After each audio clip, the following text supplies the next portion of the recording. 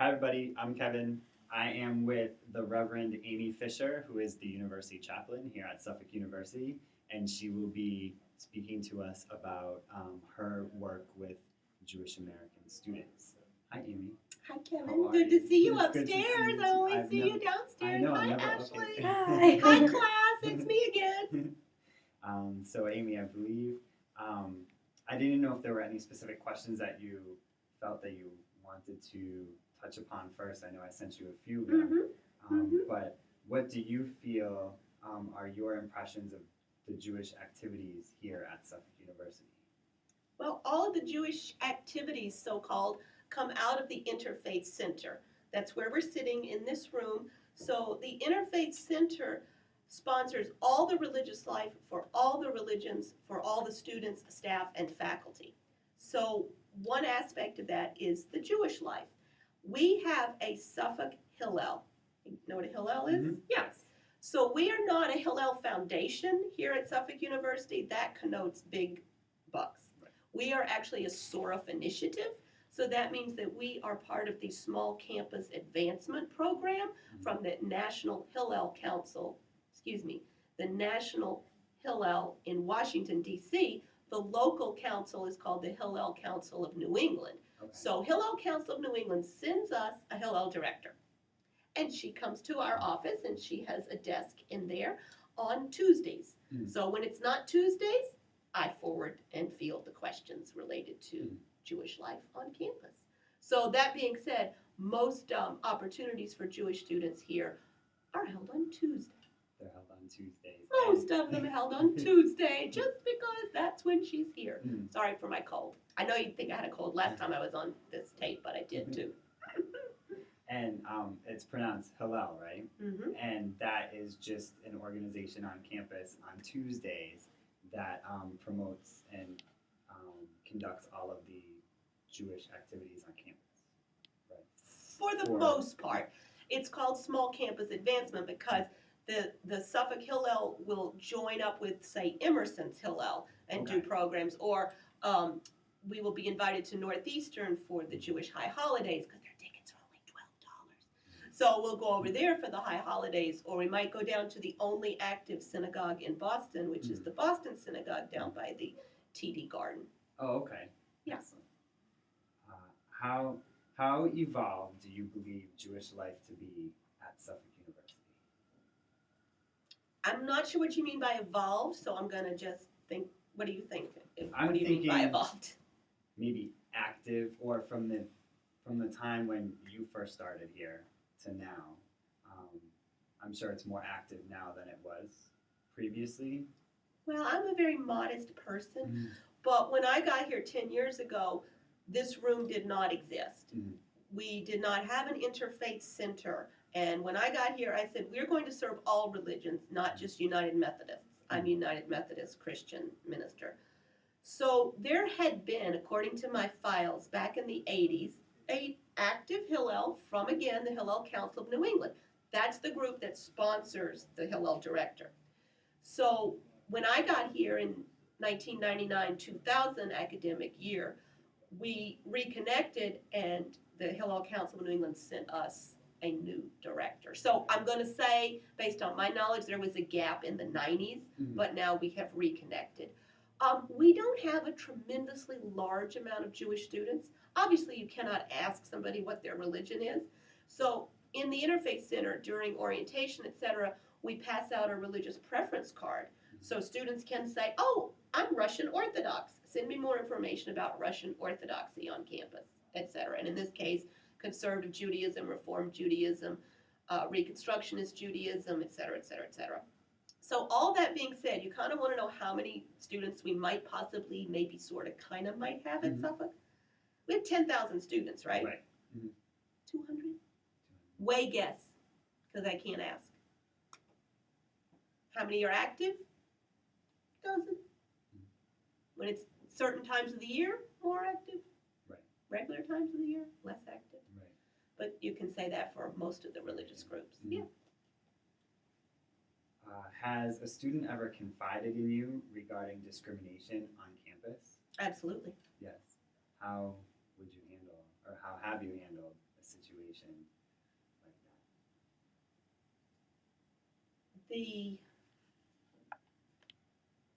Well, it's all very confidential, that? obviously. Right, absolutely. But we've had hate crime, bias incidents, graffiti.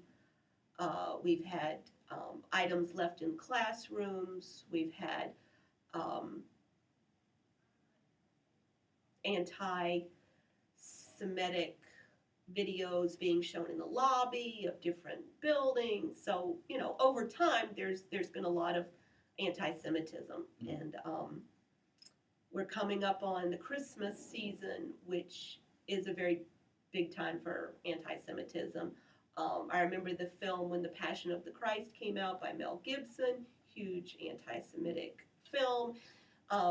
These are just a few small examples, but listening to and discussing the real issues around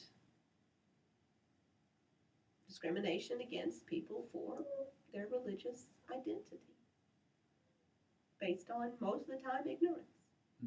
But the fear is there nonetheless. And fear is there with faculty, staff, as well as students. Yep.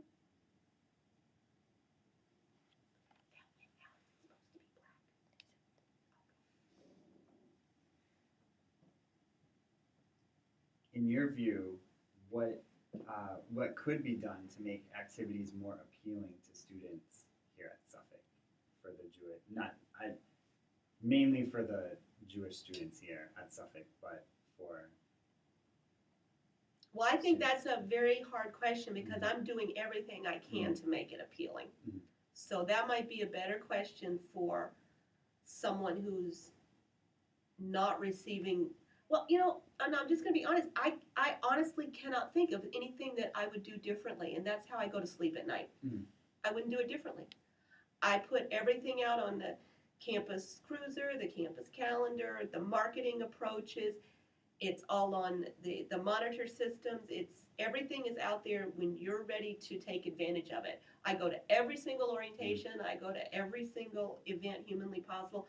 I could schedule more and more events, and that would take money. And we get support from the Hillel Council of New England, and we get support from the university. But yeah, if we had 30 people working towards it for all the religion, 30 people each religion, I don't mean to be sarcastic, but I don't think we can do a better job with the amount of people that we physically have. Right, and you find this for all religions, not just with one specific. Exactly. Exactly. I mean, if I had a staff, if I had a coordinator, if I had, full-time people here, then different things could be done in a way that they can't be done with volunteers. Obviously, people have class. That's the first priority. You have to go to class. Religion is something that you practice, but you're not here to practice your religion. You're here to go to class and fulfill your education. So we are not a synagogue. Right. We're not a mosque, and we're not a church. We're an interfaith center. So when people need us, we're here. But just like today, I'm saying I'm trying to get all of the holiday decor ready for the lobbies, because a lot of us might think we can just throw a tree up in the lobby and not even recall that it's Hanukkah, which is a very minor Jewish holiday. But if you look on the campus calendar, you'll see that those holidays are there. There's over 30, quote unquote, major holidays in December. So I've disseminated information for about 15 of them throughout the university. So it's up to the student to be proactive against your proactiveness to take it upon themselves to not seek you out, but well, it's here, but it would be proselytizing if I go around saying, right, are you Jewish? Are you Catholic? Are you this? Well, you need to come to this, and this. Well, you don't. It's here for you when you're ready to make use of it.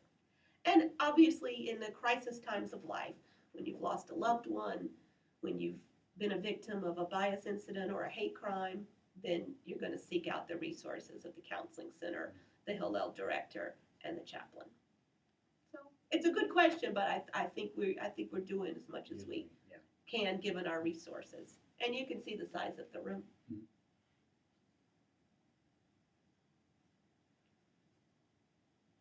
And the last question, to what extent are Jewish faculty members visible or active within the Jewish campus community that you know of? Oh, they're 100%. And that's a slight exaggeration. My second day on the job 10 years ago, my second phone call was from a Jewish faculty member. What are we going to do about the high holidays coming up? Blah, blah, blah, blah. Here's what I can do, Amy. Here's what I can contribute, da, da, da, da. So there is not a Jewish faculty that has approached me or that I've approached that there's not been a willingness to work together. Now, they're extremely busy. So to be honest, sometimes it's like, well, you know, you're doing this and you're doing this, so I'll be glad to help next time. Or I could do this, but I can't do that. So, and, you know, the thing we were talking about before the camera went on, I think that a lot of Jewish persons do not want to self-identify to this day because of the result of possible anti-Semitism. So I run into that a lot. And you cannot assume someone is Jewish. That is anti-Semitic based on someone's name, based on someone's observances. You can't assume. So I try to put myself out there so that faculty, staff, and students feel able to contact me or the Hillel director when she's here. But if she were here every day of the week, that'd be really awesome. Hopefully in the future we can make that work for you. They won't pay her every day of the week because she has to go to a different campus. I shouldn't say they won't pay her. Right. She has to go to a different campus every day of the week. So she's at Simmons one day of the week. She's at this campus, and our campus. So they're a nonprofit, so they're stretched pretty thin as well. And finally, actually, I was thinking, what advice would you have for other higher ed professionals who would be working with different groups of religious students in general, if they ever? It's an interesting question because I've never considered myself a higher ed professional, but I think I must be by now. I don't have a degree in higher education. My degrees, I have 3 degrees in religion, but just based on the experience of being a university chaplain, I feel like I have a lot to offer higher ed. I think, this is going to sound redundant, but I think education is the key. Find out what the religion is about. Take a religion course that maybe you had it in high school, maybe you didn't, but in programming, here's my little soapbox, I think the programming is key. Please don't schedule events on Rosh Hashanah, Yom Kippur, etc. Look at the calendar. Know when these events are. Food. People need kosher food. People need halal food who are Muslim. So don't expect that this menu from Durn Street Deli is going to have a kosher item on there, because it's not. Guess how many restaurants, kosher restaurants, there are in downtown Boston?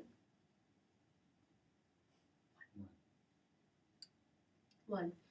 So if you call Sodexo and you want to provide kosher meals, Sodexo's going to have to double charge you because they've got to provide it, but they got to go get it, etc. So I spend a lot of time working with student affairs professionals to help procure meals for people. You know, when you have Martin Luther King luncheon, you're not going to assume everybody can eat whatever, fried chicken or whatever it is. You're going to have to ask people what they need to eat. So I think paying attention to when people can attend an event, being sensitive to people who cannot stay overnight at an event for religious reasons. So I guess working with the student group to find out what special needs, and then that runs the whole gamut: disability, special needs, et cetera, et cetera, et cetera. So I think it's beyond just the religious, and a lot of people will not self-identify. They're too self-conscious. But we'll find that with any student. Anything. Yeah, yeah. But I think just being sensitive to the holidays is huge, and the food is huge. Okay. Thank you very much. You are very welcome. Sorry I don't feel scratchy and my throat's all messed up today. But